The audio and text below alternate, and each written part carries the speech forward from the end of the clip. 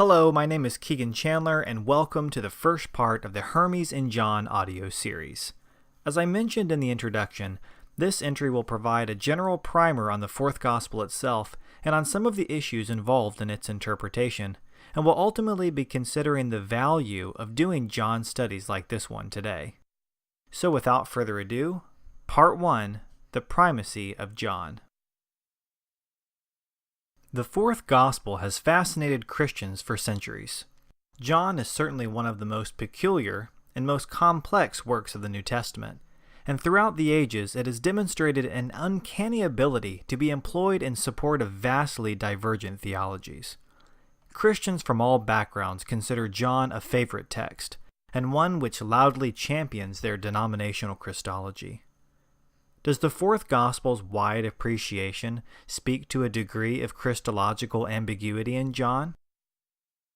Trinitarian John scholars like Stephen Smalley have indeed condemned John's Christology to a perpetual balancing act, hovering somewhere between Docetism and adoptionism, oscillating between a Jesus who is fully God and a Jesus who is human and distinct from God. It is this ambiguous sort of reading which has allowed the fourth gospel to become a stronghold for Trinitarian theology, which searches the New Testament for validation of the Chalcedonian definition of Jesus as fully God and fully man. But we are continuously forced by the evidence, both internal and external to the gospel, to wonder if John's Christological picture really is so flexible, or if his scheme has only suffered routine misunderstanding and exploitation. Biblical Unitarians have indeed argued that quests to discover a Chalcedonian portrait of Christ in John are misguided. In this view, approaching the Gospel of John through a first-century Jewish prism will yield no Chalcedonian God-man, but a human Christology set against the backdrop of Jewish wisdom tradition, the Septuagint, and the Hebraic law of agency. Needless to say, in the realm of Trinitarian versus Unitarian controversy, the fourth gospel has become the prime battleground. In popular apologetics, the overwhelming majority of scriptural proofs alleged to support Orthodox Christology are derived from John. But what has allowed such asymmetrical proof texting? In other words, what makes John's gospel especially congenial to the support of Trinitarianism while the synoptics lie starved for such attention? The fourth gospel certainly differs from the synoptics in many ways. The synoptics feature parables and proverbial sayings of Jesus, while John features long symbolic discourses. The synoptics also seem more deliberately biographical, while John is more reflective. It can sometimes be difficult to know where Jesus' words end and John's commentary begins. And the Greek itself is of a different style in John. The range of vocabulary is smaller, for example. But beyond these differences, there is very often said to be unique theological information presented in the fourth gospel. In the early 20th century, Hans Windisch argued that, quote, the evangelist viewed the synoptics as so inadequate, both theologically and Christologically, that he created his own narrative in the hope of replacing these inferior accounts. End quote. On the other hand, it has been widely suggested by Orthodox readers that John has the very same Jesus in mind as the synoptic writers, but that his gospel was written to enhance or draw out the deity of Christ in a way the synoptics had neglected, or in a way that better addressed the concerns of Jews still troubled by this proposition. In other words, Trinitarians have regularly looked to frame the concern of the fourth gospel as one about monotheism, one which the synoptics had not adequately settled. For them, John's mission was to establish a Jesus who is fully God, and whose deity had been held from the very beginning of the faith, within the Jewish monotheistic matrix of the first century. On the other hand, it has been suggested, recently by Ehrman and Kirk, that the synoptics present an explicitly human Jesus who is not ontologically God or literally pre-existent, but that John positively represents a later Christian development which moved in precisely this direction. Most of Johannine scholarship, however, has contended that John wrote only to strengthen or supplement a latent high Christology already present in the Synoptics.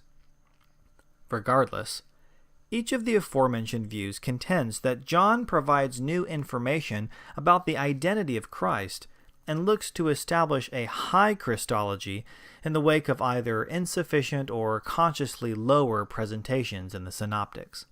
However, these assessments have not paid enough attention to the fact that the fourth Gospel is not overly concerned with questions about monotheism. As James McGrath notes, quote, "There are only two clear references in the fourth Gospel to what today is called monotheism, and both affirm the oneness of God in rather axiomatic language without defense or explanation." End quote. Thus, the monotheism of John is assumed, and is supposed to be shared by both Jesus, his disciples, and the antagonistic Jews. John is supremely concerned not with establishing Jesus of Nazareth as Yahweh, the ancestral God of Judaism, but with establishing Jesus of Nazareth as the Messiah. This is, in fact, the raison d'etre of the fourth Gospel. See John 20:31.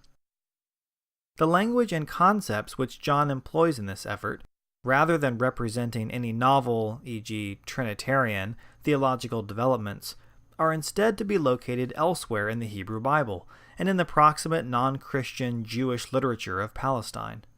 Thus, as McGrath concludes, quote, "John would not have been regarded by his Jewish contemporaries as having taken a step too far beyond the bounds of what was acceptable in Jewish monotheism," end quote, and should even now be considered, quote, "a first-century Jewish Christian monotheist," end quote.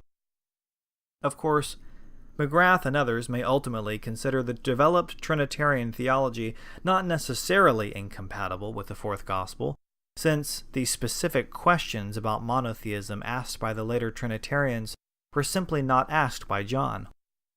But this is where the consideration of the fourth Gospel as polemic will begin to show its value.